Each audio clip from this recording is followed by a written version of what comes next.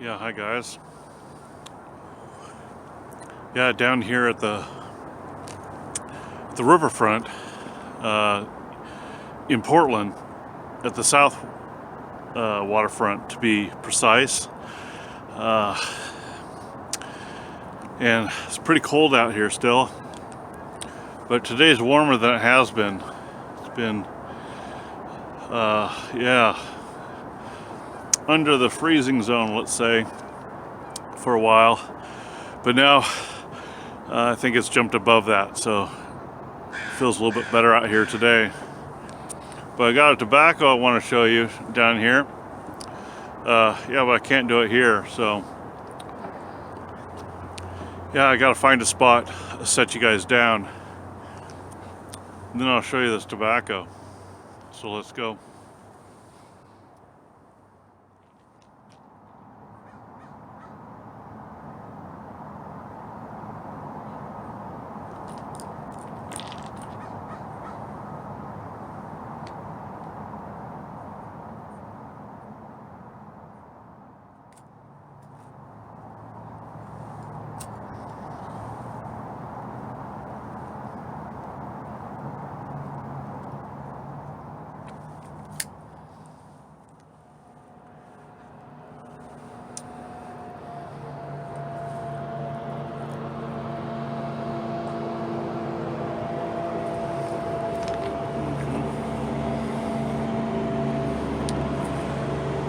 There goes the boat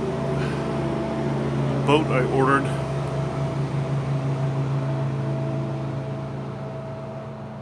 Right on time.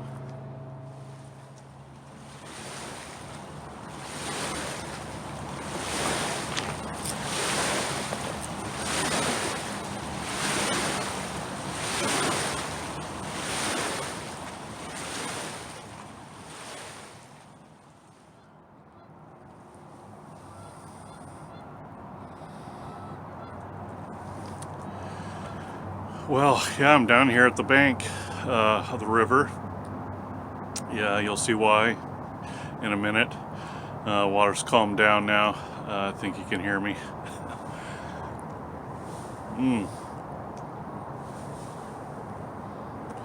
Wanted to show you guys a new tobacco. Good tobacco. Just came out not too long ago. There's just been a stream of new tobaccos coming out from various makers and manufacturers all across the board, so many of them, and there's quite a few I want to tackle, so I have them lined up and ready to go, but it's going to take me some time, so by the time I get to some of them they might not be so new anymore. We'll see.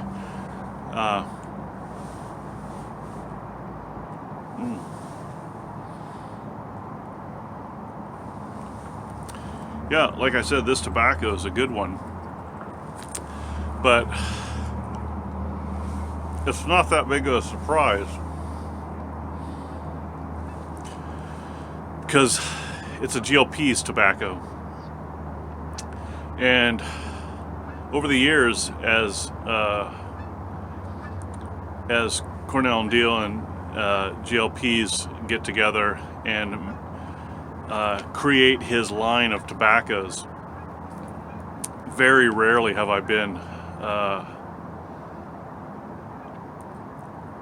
don't know, even, slightly disappointed in a tobacco. I don't even think I could say I've been disappointed.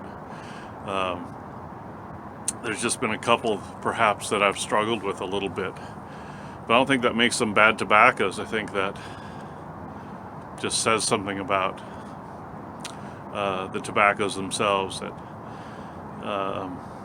they don't always operate the way we think they will. They all have a different personality a bit, the way they go in the pipe, depending on what pipe you have, how you're smoking it, where you're smoking it, temperatures. There's so many variables. So yeah, it's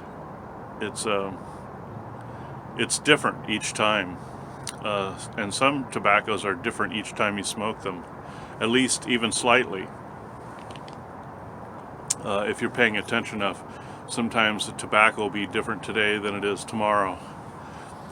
Yeah, that's just the way things are. You know, food can be like that too. Lots of things in life have variables like that, I think. But there's a good tobacco put out by GLPs, just came out, I don't know, recently. But I want to show you this tobacco. It's called Bankside.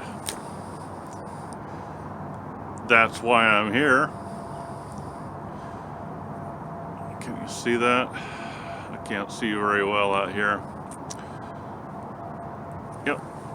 So they call it a fine flake tobacco, but of course, when you get it open, you realize it's a fractured flake or broken flake tobacco.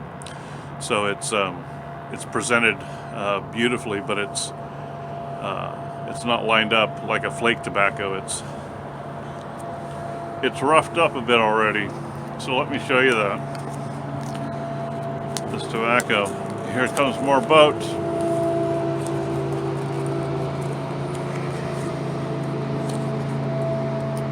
So yeah, they start out with, you know, the piece of paper on top, and then they put the usual double cover over it. And I tried to get to this one before I smoked it all this time. I tend to smoke a tin and, you know, get my sense around it, and then have another tin, open it, and not get around to, you know, showing you guys until I'm almost done with the tin. So this time you can see better, I think. I hope. Yeah, it's a really nice tobacco. But you see, it's broken flake. So yeah, but it has some nice color, variable color in it, some lights all the way to darks, and it smells delicious, fruity, a light fruit, a little bit of citrus,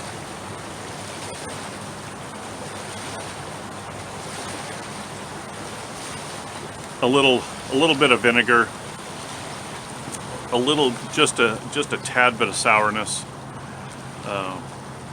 Yeah, a little bit of earth, a little bit of leather. Yeah, I think that's it.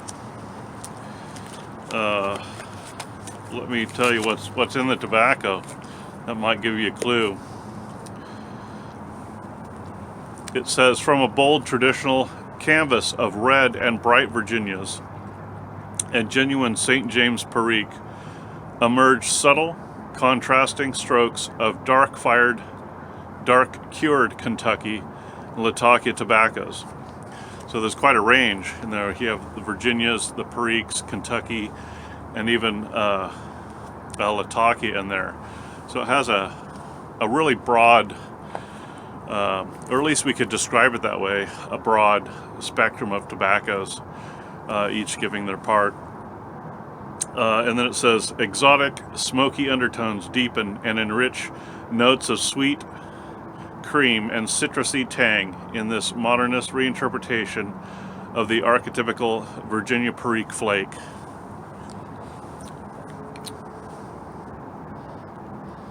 I think you can say that. Yeah, I think this tobacco is on one side deep and earthy, kind of leathery, smoky, but then it also has the Virginia and the Periques on this side pulling it this way a little bit to a little bit tangy and citrusy and light. So there's a light and a dark play to this tobacco, bringing you back and forth between the light and the dark flavor profiles. of tangy and light and citrusy, but just a little bit spicy. But I would say it tends more towards a little bit richer side of kind of a dark fruity, more flavor, smoky, earthy, and that kind of profile. But the good thing is you get both in this tobacco. It's a well-balanced tobacco on both sides. Smokes well, behaves well in the pipe. It is a flake type tobacco, so it takes a little bit of care, packing it, twisting it in there just right. So packing is, of course, an important element in smoking this tobacco, but otherwise really good all-around quality tobacco, quality blend. GLP's did it again, came out with another tobacco that's worth every cent, I think, in this tobacco. I don't have the price on the tobacco. I usually don't bring that up because it's so variable here, and depending on where you get your tobacco, if you get it in the store, depending on which, if you're in the U.S., states are all different. If you get it online, it's different. Depending on where you get it online, that's different. So, yeah, so take that with a grain of salt, I guess. So it depends on how you get it, whether it's worth every cent. So you have to make that decision on your own as you're looking to purchase it, wherever you're looking to purchase it from. But don't be afraid of it. It's a good quality Virginia Perique with some added surprise to it. A little bit more full than your average Virginia Perique. A little bit more full-bodied and more flavor profile to it, which I like. So if you like Virginia Periques and you don't mind a little extra on it, this is going to be a good tobacco for you. I think it could be an all-day smoke. I think it could be a tobacco that people, just go to quite often. It's not to that extent where you just want to save it for a special occasion, although you can. But I think it's durable enough to be smoked every day and as often as you want. So I think that works just well. All right, guys, I think that's it. Finally getting out of my really busy time. I'm always somewhat busy, but since last, man, it's hard to even remember, but really since last summer, it's just been a real trudge, and I'm through some rough spots. So hopefully it's going to be a little bit lighter here soon for me. I need a breather. So that's good. Hope you guys are well. Hope things aren't so overwhelming for you, or hope you guys aren't frozen solid wherever you are. I know it's been cold a lot of places in the northern hemisphere. So yeah, hope you guys are well. Hope you guys are enjoying good tobacco, whatever it is, a nice pipe. And hopefully we'll talk to you guys soon. Like I said, have quite a few tobaccos to tackle in the next few coming months, I think. So anyways, talk to you guys soon. Take care.